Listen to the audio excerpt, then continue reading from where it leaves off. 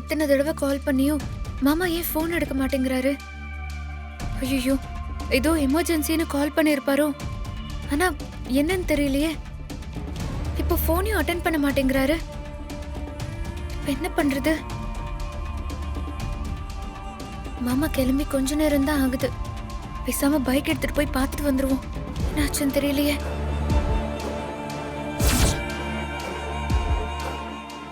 ஐயோ, மாமா என்கிட்ட எதையோ சொல்லதான் கால் பண்ணிருக்காரு. ஆனா என்ன சொன்னாருன்னே தெரியல. நான் யோசிக்காம மத்த யார்கிட்டயாவது போனை கொடுத்துருக்கணும். நான் ஒரு லூசு. ஒண்ணு உடனே வீடியோ கால் பண்ணி என்ன ஏதனாவது பேசிருக்கணும்.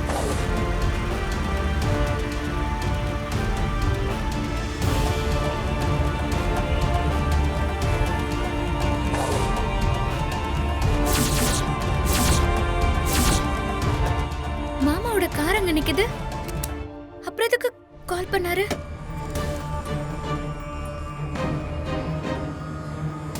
ஐயோ, மாமா மாமா மாமா என்ன பாருங்க. ஐயோ, என்னாச்சு மாமா? மாமா, ஐயோ, ஒருவேளை உடம்பு சரியில்லைன்னா கால் பண்ணிருப்பாரோ? மாமா மாமா, ஹெல்ப் ஹெல்ப் மாமா. ஐயோ, என்ன பண்றது? ஹெல்ப் மாமா. ஐயோ,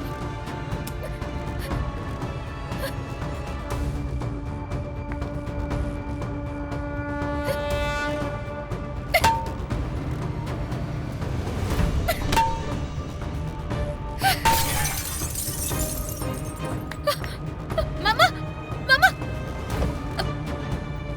மாமா, எழுந்திருங்க மாமா. ஹெல்ப் பண்ணுங்க ப்ளீஸ். யோ, வாயா வாயா. இங்க பாருங்க. வாங்க. மாமா, உங்களுக்கு என்னாச்சு மாமா? என்னாச்சு? மாமா, இங்க பாருங்க. என்னாச்சுமா? ஹெல்ப் பண்ணுங்க கொஞ்சம். மாமாக்கு என்னாச்சு கொஞ்சம் தெரியல. நேரமா? ஹாஸ்பிடல் கூட்டிட்டு போங்க. அம்மா கொஞ்சம் தள்ளுங்க. கொஞ்சம் தள்ளுங்க. பார்த்து மெதுவா, மெதுவா மெதுவா. மா மா மா, என்னப்பா? அப்பா கார்ல மயக்கமய விழுந்துட்டாரா? இப்பதான் இசை சொன்னா. என்னடா ஆச்சு? இப்பதானே நல்லா போனாரு, அதுக்குள்ள என்னாச்சு? அம்மா டென்ஷன் ஆகாதீங்கம்மா. ஏய் விஷால், இசை என்னடா சொன்னா? அப்பா கார்ல மயக்கம் போட்டு விழுந்துட்டாரா? அம்மா, இசை நான் அவரை ஹாஸ்பிடல்ல அட்மிட் பண்ணிருக்கா.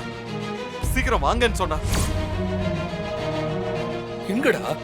எந்த ஹாஸ்பிடல்? நம்ம யூசுவலா ஹெல்த் செக்அப் போவோம்ல, அந்த ஹாஸ்பிடல் தான். சீக்கிரம் வாங்க. சரி, போலாம். சரி. வாங்க வாங்க வாங்க போலாம். வாங்க. வா ஸ்ரீஜா.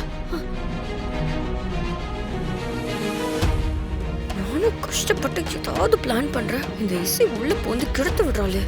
இவளுக்கு எண்டு கார்டு போடலான்னு நினைக்கிறப்பெல்லாம் எப்படியாவது மோகம் பிடிச்சு ஏதாவது ஒண்ணு பண்ணிடுறா.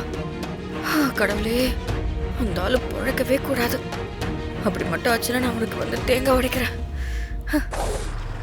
அண்ணா நிறுத்துங்க. அண்ணா இங்கே இருங்க, வந்துடுறேன்.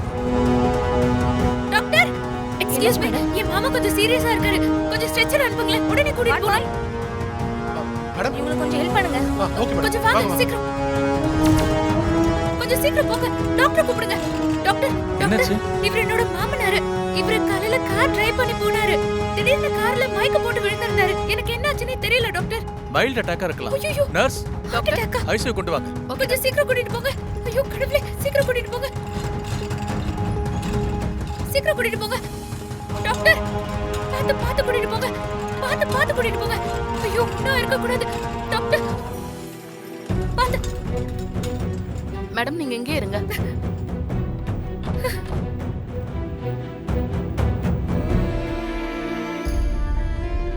நீங்க அவர் பையன் தானே?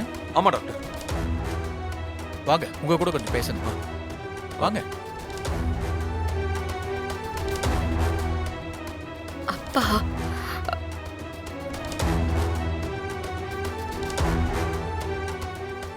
உட்காருங்க. டாக்டர், ஏதாவது சீரியஸ் ஹெல்த் இஷ்யூவா அப்பாக்கு? He is perfectly alright. இந்த வயசுக்கே இருக்கிற சுகர் கூட அவர் கிடையாது. Thank God.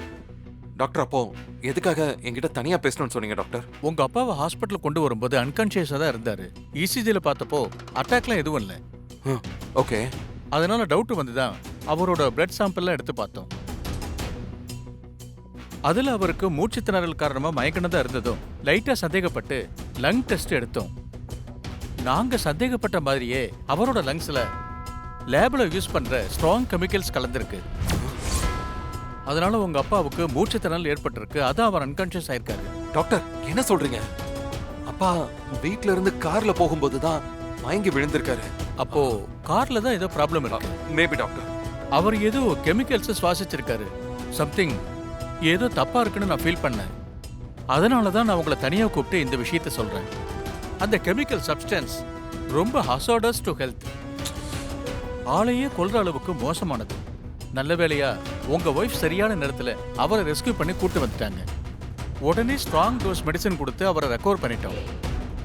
கொஞ்சம் லேட்டா அட்மிட் ஆயிருந்தாலும் கூட உங்க அப்பாவை நீங்க உயிரோடையே பார்த்திருக்க முடியாது. டாக்டர் நீங்க சொல்றது எனக்கு ரொம்ப ஷாக்கிங்கா இருக்கு டாக்டர். காருக்குள்ள கெமிக்கல் கேஸ் வர வாய்ப்பே இல்லை. உங்க அப்பா பெரிய பணக்காரர் வேற. இதுல ஏதோ சதி இருக்குன்னு எனக்கு தோணுச்சு. எதுக்கும் நீங்க போலீஸ்ல ஒரு கம்ப்ளைண்ட் கொடுக்கறது பெட்டர்னு நினைக்கிறேன். கண்டிப்பா நான் கொடுக்குறேன். ஓகே, எனக்கு தோணுச்சு, அதனால நான் உங்களுக்கு இன்ஃபார்ம் பண்ணேன். Anyway thank you. பரவாயில்ல.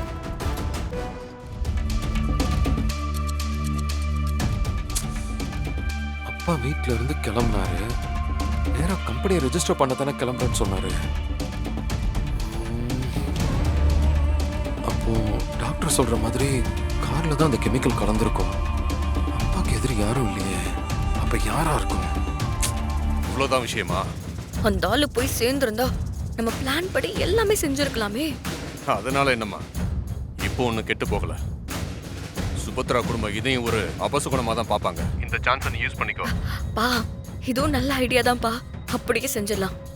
ஜாதகத்தை காரணமா வச்சு அவ்வளோ பெரிய ஃபேக்டரிய என் பேர்ல ரெஜிஸ்டர் பண்ண முடியாதுன்னு சொன்னாங்கல்ல. இப்போ இசையோட மொத்த கட்டமும் என் கையில இருக்கு. இத வச்சே அவ ஜாதகம் பொய்ன்னு சுபத்ராவுக்கு தெரியப்படுத்தணும். அது மட்டும் நல்லபடியா நடந்துட்டா இசைய ஈஸியா வீட்டை விட்டு துரத்திடலாம்ப்பா. அப்புறம் என்னம்மா, அதுக்கான வேலையை நீ முதல்ல பண்ணு. சரிப்பா. முதல்ல இசையோட ஜாதகத்தை சுபத்ரா பாக்குற மாதிரி பண்ணணும். ஸ்ரீஜா, நீ முதல்ல அதை பண்ணுமா. நான் போனை வைக்கிறேன். ஓகேவா? ஓகேப்பா.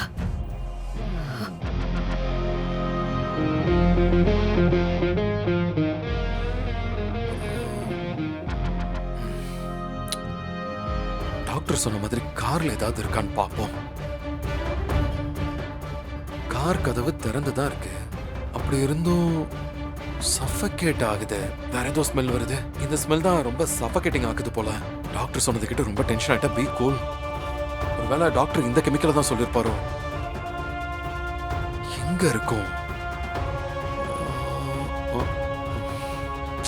இது பெர்ஃப்யூம் ஸ்மெல் மாதிரியே தெரியலையே. ரொம்ப வித்தியாசமா இருக்கு.